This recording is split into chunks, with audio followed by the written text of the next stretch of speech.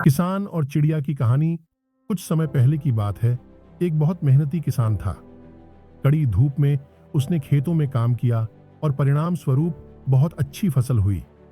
फसल को देखकर किसान बहुत खुश थे, क्योंकि फसल काटने का समय आ गया था। इसी बीच खेतों में एक चिड़िया घर बना लिया था। उनके बच्चे अभी बहुत छोटे थे। एक दिन किसान अपने बेटे के साथ खेत पर आया और कहा, बेटा, ऐसा करो कि अपने सभी रिश्तेदारों को आमंत्रण करो, ताकि अगले शनिवार आकर फसल काटने में हमारी मदद करें।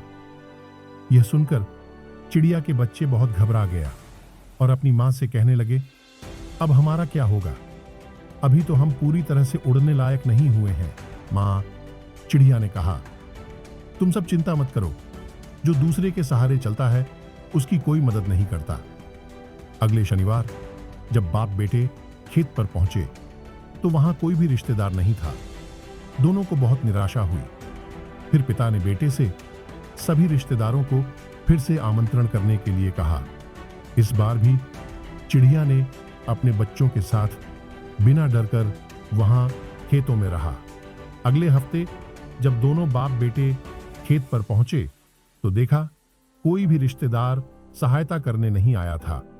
तो किसान ने बेटे से कहा, जो इंसान दूसरों का सहारा लेकर जीना चाहते हैं उसका यही हाल होता है। उसे हमेशा निराशा ही मिलता है। अब चलो घर जाते हैं। कल सुबह हम फसल कटने का सामान लेकर आएंगे और इस फसल को हम दोनों मिलकर काटेंगे। चिड़िया ने जब यह सुना तो उसने अपने बच्चों से कहने लगी, चलो अब जाने का समय आ गया है।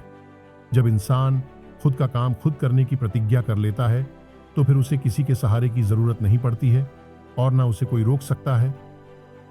इससे पहले कि बाप बेटे फसल काटने आए, चिड़िया अपने बच्चों को लेकर एक सुरक्षित स्थान पर चले गए। फिर बाप बेटे दोनों मिलकर खुशी से फसल काटी।